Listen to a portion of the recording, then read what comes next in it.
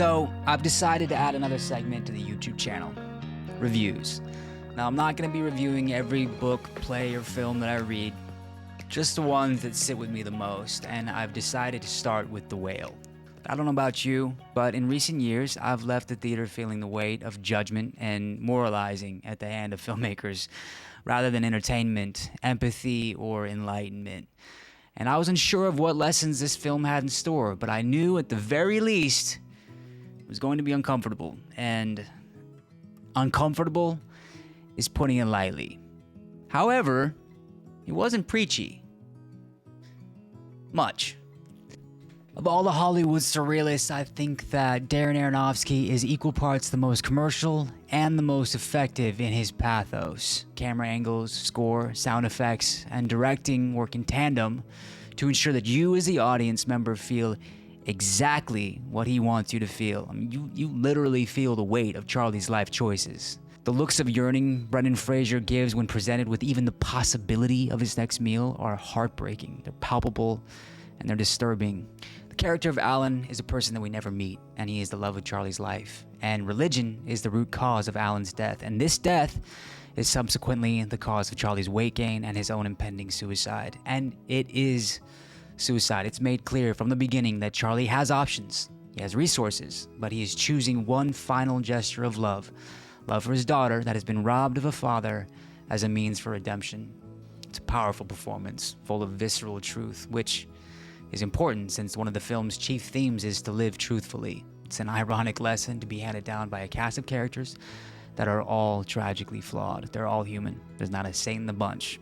Closest thing resembling it is potentially the character of Adam, aptly named as the religious right figure of the film, played by Ty Simpkins. A young man desperately seeking purpose and redemption for having run away after stealing church missionary funds.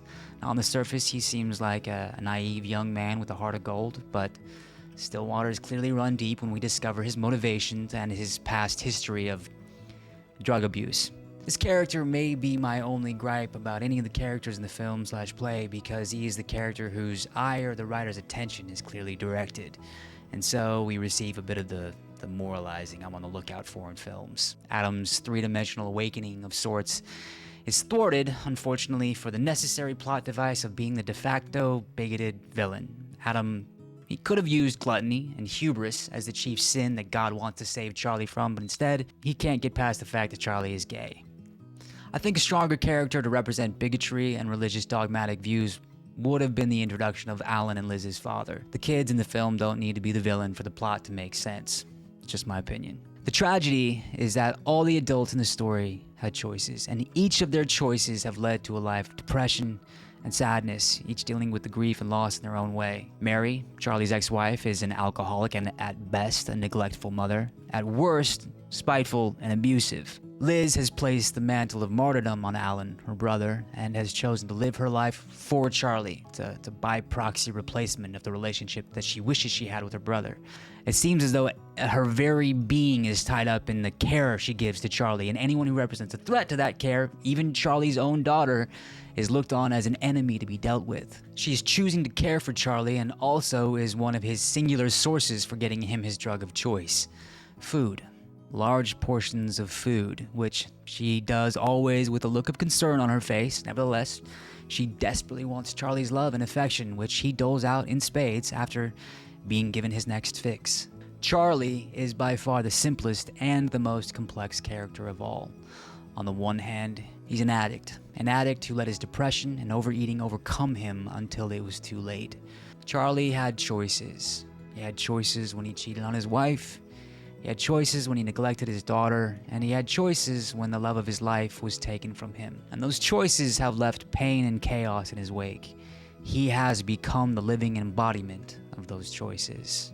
Charlie desperately wants one choice to be the right one, even if it kills him, which it will.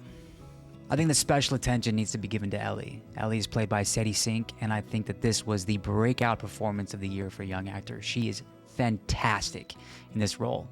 And as intended, we never figure out Ellie's personal intentions. We are offered an idea from Charlie, who probably is the only one who sees his daughter clearly, but we can't know because Charlie needs so desperately for Ellie to be perfect. She might be. she might not be. Aronofsky isn't going to give us the answer, but this was played to perfection by Sadie Sink. The cracks in her armor were so specific and revealing. You can't help but root for her, even though she may be possibly a sociopath. The Whale is a powerful film, and Brendan Fraser really did give a comeback performance deserving of an Oscar. It's powerhouse performances, honest, flawed characters, and it's masterful storytelling. Darren Aronofsky is at his finest here, and Samuel D. Hunter wrote a beautiful and haunting screenplay. If you liked the review, do me a favor, hit the like button, subscribe if you're not already, and I'll see you in the next one.